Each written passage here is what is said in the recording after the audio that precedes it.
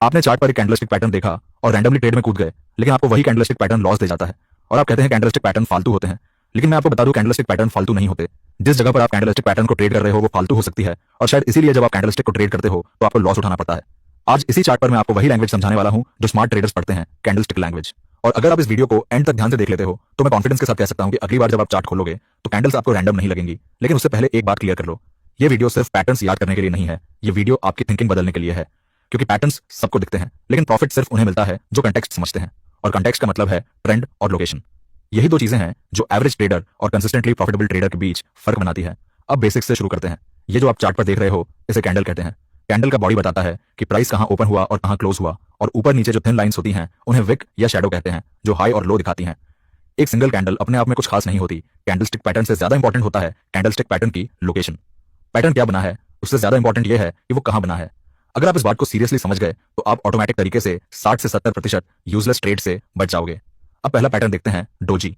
Chart पर zoom करते हैं और एक कैंडल पर ध्यान देते हैं जिसकी बॉडी बहुत छोटी होती है और ऊपर नीचे लंबी विक होती है। कलर ग्रीन हो या रेड फर्क नहीं पड़ता, यही डोजी है। डोजी का मतलब होता है कंफ्यूजन, इनडिसीजन। बायर्स ने ऊपर ले जाने की कोशिश की, सेलर्स ने नीचे दबाने की कोशिश की, लेकिन एंड में प्राइस लगभग वहीं क्लोज हुआ जहां ओपन हुआ था।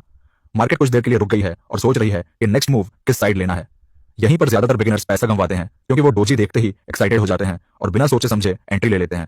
लेकिन स्मार्ट ट्रेडर यहाँ एंट्री नहीं लेता, स्मार्ट ट्रेडर यहाँ ऑब्जर्व करता है। वो खुद से पूछता है ये डोजी ट्रेंड के किस हिस्से में बनी है, सपोर्ट के पास, रेजिस्टेंस के पास, अप ट्रेंड में करेक्शन के बाद, या डाउन ट्रेंड में पुल बैक के बाद। अब इस चार्ट को ध्यान से देखिए, जहां मार्केट अप ट्रेंड में चल रही है, प्राइस हायर हाइज और हायर लोज बना रहा है।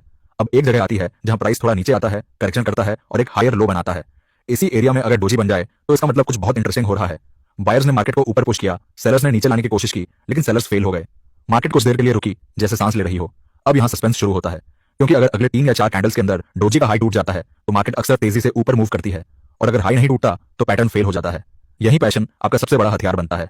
मैं चार्ट पर डोजी के हाई पर लाइन ड्रॉ करता हूं और वेट करता हूं। जैसे ही कोई कैंडल इस लेवल के ऊपर क्लोज करती है या स्ट्रॉन्ग ब्रेकआउट देती है, एंट्री ली जाती है। स्टॉप लॉस सिंपल होता है, डोजी का लो। रिस्क पहले से डिफाइंड है, इमोशन की कोई जगह नहीं। अब इमेजिन कीजिए आप सही जगह पर एंट्री ले चुके हो, स्टॉप लॉस छोटा है और मार्केट धीरे धीरे ऊपर जाना शुरू कर देती है। दूसरी तरफ वही ट्रेडर्स जो बिना लोकेशन देखे डोजी पर एंट्री ले चुके थे, पहले स्टॉप लॉस हिट कर चुके होते हैं और फिर बोलते हैं कैंडलस्टिक पैटर्न काम नहीं करता। अब इसी लॉजिक को डाउन ट्रेंड में अप्लाई करके देखिए। चार्ट को थोड़ा लेफ्ट साइड ले जाते हैं, प्राइस लोअर लोज और लोअर हाइज बना रहा है। मार्केट नीचे जा रही है, फिर एक पुल बैक आता है, प्राइस थोड़ा ऊपर जाता है, एक लोअर हाई बनाता है और वहीं एक डोजी बन जाती है। बायर्स ने कोशिश की, सेलर्स ने वहीं रोक दिया। कंफ्यूजन आया, लेकिन कॉन्टेक्स्ट डाउन ट्रेंड का है। अब फिर वही रूल, अगले 3 या 4 कैंडल्स में अगर डोजी का लो टूट जाता है तो short entry, stop loss doji का हाई। सिंपल, क्लीन, मैकेनिकल, कोई गेसवर्क नहीं, कोई प्रेडिक्शन नहीं। अब एक सवाल अपने आप से पूछिए, अगर सिर्फ एक कैंडल सही जगह पर बन जाए तो इतना क्लियर सिग्नल दे सकती है, तो सोचिए जब इसमें दूसरा स्ट्रॉन्ग पैटर्न जुड़ जाएगा तो क्या होगा। यहीं से हम दूसरे पैटर्न पर आते हैं, एनगल्फिंग। चार्ट पर एक छोटी रेड कैंडल बनती है, उसके बाद एक बड़ी ग्रीन कैंडल आती है जो पूरी पहली कैंडल को कवर कर लेती है। इसे बुलिश एंगल्फिंग कहते हैं। इसका मतलब यह नहीं कि बस बायर्स आए, इसका मतलब यह है कि बायर्स ने सेलर को साइकोलॉजिकली और फाइनेंशियली दोनों तरह से ओवर पावर कर दिया। लेकिन यहां भी वही रूल लागू होता है, लोकेशन। अगर बुलिश एंगल्फिंग साइडवेज मार्केट में बन जाए या रेजिस्टेंस के ठीक नीचे बन जाए तो यह ट्रैप भी हो सकता है। लेकिन अगर यही पैटर्न अप ट्रेंड में करेक्शन के बाद हायर लो या डिमांड जोन के पास बनता है तो यह कंटिन्यूएशन का पावरफुल सिग्नल बन जाता है। चार्ट पर ध्यान दीजिए, प्राइस ऊपर जा रहा था, फिर थोड़ा गिरा, सपोर्ट जोन के पास आया, एक छोटी रेड कैंडल बनी, लोग डर गए, सोशल मीडिया पर बोलने लगे मार्केट टॉप बना रही है। और तभी अगली कैंडल में एक बड़ी ग्रीन कैंडल आई जिसने पूरी रेड कैंडल को निगल लिया। ये बायर्स का साइलेंट मैसेज होता है, मार्केट अभी खत्म नहीं हुई। एंट्री का रूल सिंपल है, एंगल्फिंग कैंडल का हाई मार्क करो, जब प्राइस उस लेवल को ब्रेक करे बाय, स्टॉप लॉस, पैटर्न का low, risk limited, reward open. Bearish engulfing ठीक इसका उल्टा होता है, डाउन ट्रेंड में पुलबैक के बाद पहले एक छोटी ग्रीन कैंडल, फिर एक बड़ी रेड कैंडल जो उसे पूरी तरह कवर कर लेती है। सेलर्स वापस कंट्रोल में। यह पैटर्न रिवर्सल भी हो सकता है, लेकिन बिगिनर्स के लिए और कंसिस्टेंट रिजल्ट्स के लिए इसे ट्रेंड कंटिन्यूएशन में यूज करना ज्यादा प्रैक्टिकल है। ट्रेंड आपका दोस्त है, उसके खिलाफ ट्रेड करना मतलब खुद से लड़ना। अब इमेजिन कीजिए डोजी मार्केट को पॉज करता है, एंगल्फिंग मार्केट को डिसीजन देता है, एक कंफ्यूजन दिखाता है, दूसरा डायरेक्शन कंफर्म करता है, और अभी एक पैटर्न बाकी है जो अक्सर बड़े मूव से ठीक पहले दिखाई देता है, और अगर आपने उसे सही जगह पहचान लिया तो एक ही ट्रेड पूरा दिन का प्रॉफिट दे सकता है। लेकिन उसके लिए आपको यहां से वीडियो को बड़े ध्यान से देखना है, क्योंकि वही पैटर्न इंट्राडे ट्रेडर्स को सबसे ज्यादा फायदा दे सकता है। अब बात करते हैं मॉर्निंग स्टार और इवनिंग स्टार की। ये पैटर्न्स दिखने में सिंपल होते हैं, लेकिन इनकी साइकोलॉजी बहुत डीप होती है। मॉर्निंग स्टार एक बुलिश पैटर्न है जिसमें 3 कैंडल्स होती हैं। पहली स्ट्रॉन्ग रेड कैंडल जो सेलिंग प्रेशर दिखाती है, दूसरी कैंडल डोजी या स्मॉल बॉडी जो कंफ्यूजन दिखाती है, और तीसरी स्ट्रॉन्ग ग्रीन कैंडल जो बायर्स की एग्रेसिव एंट्री दिखाती है। लेकिन असली मैजिक कैंडल्स में नहीं, लोकेशन में है। इमेजिन कीजिए मार्केट अप ट्रेंड में चल रही है, प्राइस ऊपर गया, फिर करेक्शन आया, रिटेल ट्रेडर्स डर गए, प्रॉफिट बुकिंग शुरू हो गई, एक बड़ी रेड कैंडल बन गई, सोशल मीडिया पर नेगेटिविटी फैलने लगी, लोग बोलने लगे ट्रेंड खत्म हो गया। फिर अगली कैंडल बनी डोजी, सेलिंग स्लो हो गई, बायर्स और सेलर्स दोनों हेजिटेंट हो गए और फिर तीसरी कैंडल आई स्ट्रॉन्ग ग्रीन। बायर्स वापस आ गए, लेकिन इस बार क्वाइटली नहीं, एग्रेसिवली। ये वही मोमेंट होता है जहां स्मार्ट मनी एंट्री लेती है और वीक हैंड्स बाहर हो चुके होते हैं। एंट्री का रूल सिंपल, थर्ड कैंडल का हाई ब्रेक होने पर बाय, स्टॉप लॉस पूरे पैटर्न का लो, रिस्क छोटा, पोटेंशियल रिवॉर्ड बड़ा। अब इमेजिन करो आप अर्ली एंट्री में हो, मार्केट धीरे धीरे ऊपर जाना शुरू करती है और बाकी ट्रेडर्स लेट एंट्री लेकर फोमो में फंसते हैं।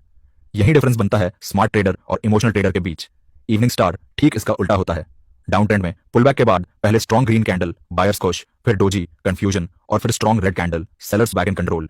एंट्री लास्ट कैंडल का low break, stop loss, pattern high. अब यहाँ एक सीक्रेट समझिए, ये पैटर्न्स सिर्फ शेप्स नहीं हैं, ये स्टोरीज हैं, बायर्स और सेलर्स की लड़ाई की स्टोरीज। और जो ट्रेडर ये स्टोरी पढ़ लेता है उसे इंडिकेटर्स की डिपेंडेंसी कम हो जाती है। अब नेक्स्ट लेवल की बात करते हैं, वॉल्यूम। जब एंगल्फिंग या मॉर्निंग स्टार हाई वॉल्यूम के साथ बनता है तो इसका मतलब होता है कि सिर्फ कैंडल्स नहीं बनी, रियल मनी मार्केट में एंटर हुआ है। इंस्टीट्यूशंस बिना वॉल्यूम के एंट्री नहीं लेते। वॉल्यूम आपको बताता है कि मूव के पीछे ताकत है या नहीं। अब इमेजिन करो, ट्रेंड अप है, लोकेशन डिमांड जोन के पास है, पैटर्न मॉर्निंग स्टार है और वॉल्यूम हाई है।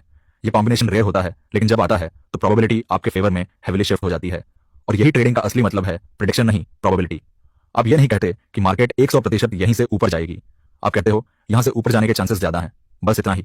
अगर आप इस सोच को अपना लेते हो तो धीरे धीरे ओवर ट्रेडिंग कम हो जाती है, रिवेंज ट्रेडिंग खत्म होने लगती है, लॉसेस कंट्रोल्ड हो जाते हैं और कॉन्फिडेंस बिल्ड होता है। शुरुआत में चार्ट मेसी लगेगा, कैंडल्स, लाइंस, जोन्स सब कुछ मिक्स्ड, लेकिन प्रैक्टिस के साथ आपकी आंख ट्रेन हो जाएगी। आप बिना इंडिकेटर लगाए भी समझने लगोगे कि मार्केट नर्वस है, स्ट्रांग है या टायर्ड है। आज आपने 3 पैटर्न सीखे, doji, engulfing, morning star, evening star. लेकिन असली लेसन ये है कि पैटर्न से पहले ट्रेंड देखो, ट्रेंड के बाद लोकेशन देखो और फिर पैटर्न का वेट करो। अगर आप यह प्रोसेस फॉलो करते हो तो मार्केट धीरे धीरे आपके लिए एनिमी नहीं बल्कि एक प्रेडिक्टेबल एनवायरनमेंट बन जाएगी। मार्केट आपको अमीर बनाने के लिए नहीं बनी है, लेकिन जो इसकी लैंग्वेज समझ लेता है मार्केट उसे रिवॉर्ड जरूर करती है। तो अगली बार जब चार्ट ओपन करो, इंडिकेटर्स कम देखो, कैंडल्स ज्यादा पढ़ो, क्योंकि हर कैंडल एक लाइन है और पूरी चार्ट एक कहानी। और जो ट्रेडर कहानी पढ़ लेता है वही लॉन्ग टर्म सर्वाइव करता है।